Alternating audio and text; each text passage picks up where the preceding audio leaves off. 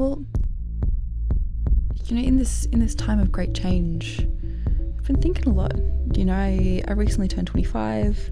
I've been maturing in many ways and kind of entering in the next sort of 5-year chapter and thinking a lot about what that means. And it's 2020, things are happening. For fashion especially, I want to, because it's such a visual medium, I want to share the things I like and share what I'm doing.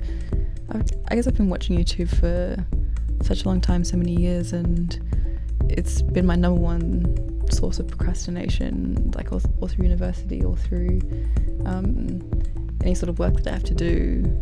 When I kind of need a break or when I am heavily procrastinating, it's like my vice, and I love hearing people's stories and what they have to say and their perspectives on things when they have full control over the output. And when I see these people on YouTube, they're creating these things in specifically the way that they want to create them, and they're bringing us that kind of raw, more unfiltered view into their lives. And me being a kind of more of a private person or like a massive introvert, I've structured my life so that I can spend 3, 4, 5 days at a time fairly alone and in more isolation, which is what I like.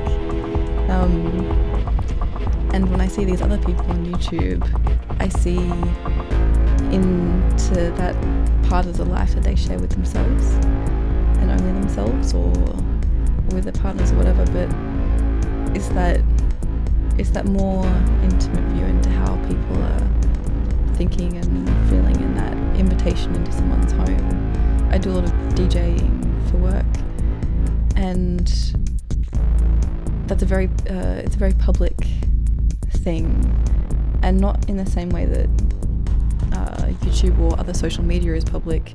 It's public in a very physical and time sensitive sense. Like if you fuck up, if you do a bad mix or whatever, that's happening in real time in front of a live audience. And this is obviously very public as well, but in a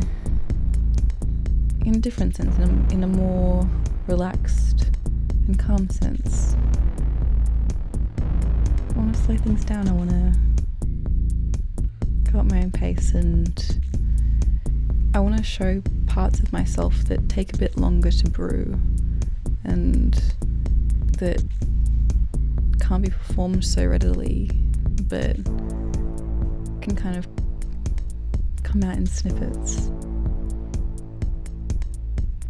I like the same thing about production, because I can spend weeks or months or years on a track creating this oral landscape, this kind of sphere in which these textures and sounds can inhabit.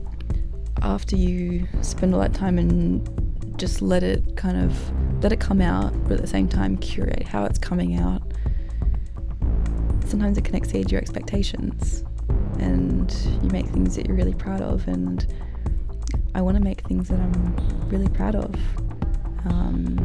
not just in a sonic sense, but in a visual sense and in a more theoretical sense.